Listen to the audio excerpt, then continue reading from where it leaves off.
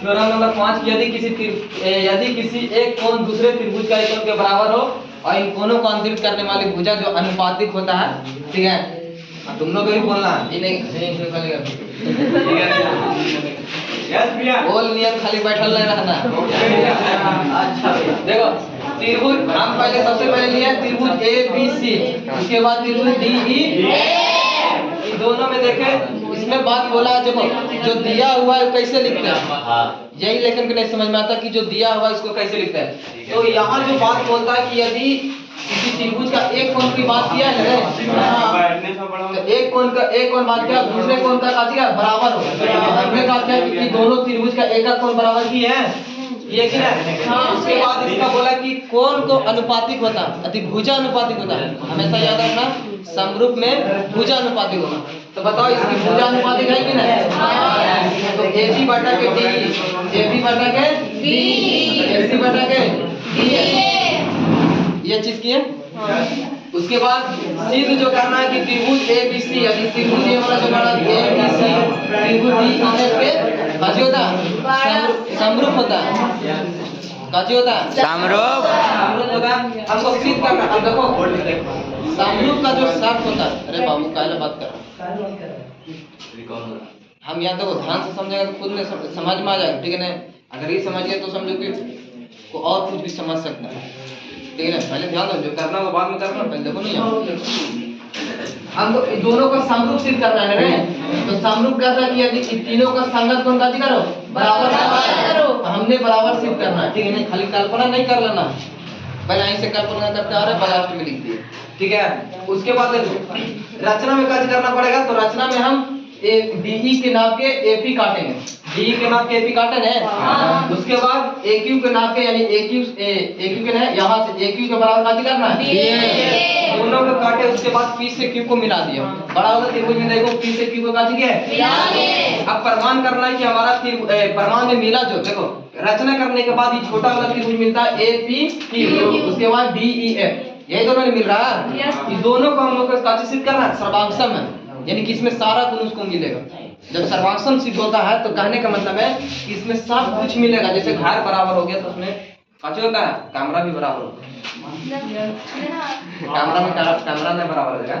देखो हमको सिद्ध करना है कि त्रिभुज APQ और त्रिभुज DE सर्वांगसम है। इसके लिए काची की है, तो एंगल A और एंगल D दिया हुआ है ना। उसके बाद AP बराबर DE काटा कहाँ से, रचना से।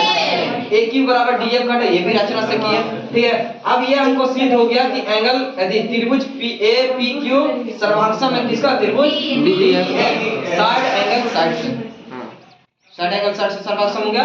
तब हमको कोण दिखाना था, तो कोण तो हो गया, एंगल P बराबर काचे हो गया, एंगल A 1 है, और एंगल Q बराबर एंगल A, एक चीज हो गया। अब हमको सिद्ध करना है, देखो एंगल A एंगल D के बराबर सिद्ध हो गया, और एंगल P किसके बराबर हो गया, E के बराबर, और एंगल Q एंगल A बराबर। अब हमको सिद्ध करना कि ये वाला कोण बराबर है, उसके लिए सिद्ध करना पड़ेगा।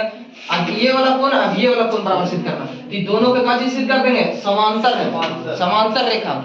उसके लिए काजी करना पड़ेगा। अब हम लोग समीकरण 1 में जो माने थे, जो दिया हुआ था, उससे चले कि AB बटा के D बराबर AC बटा के DF। इसमें काजी किया तो हमने DE की जगह पर AP रखा, जो कि रचना में किए थे। उसके बाद DF की जगह पर काजी किए AQ, ये न रहे।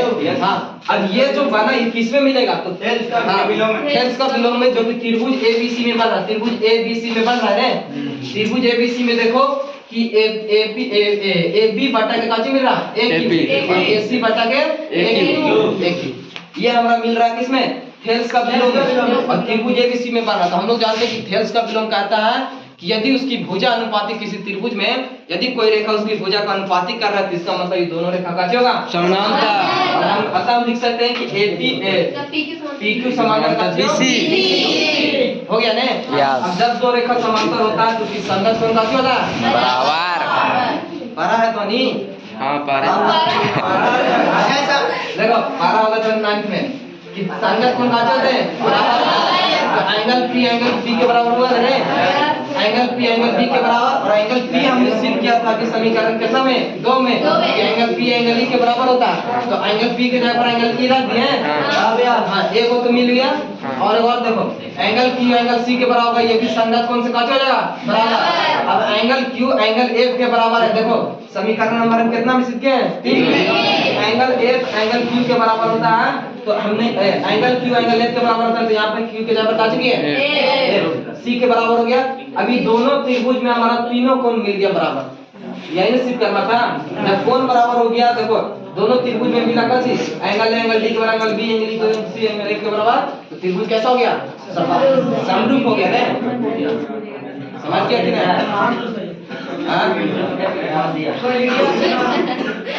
कोई दिक्कत नहीं, क्वालिटी कैमरामैन ने मोबाइल का कार्रवाई हो नहीं है, पैसा लेवल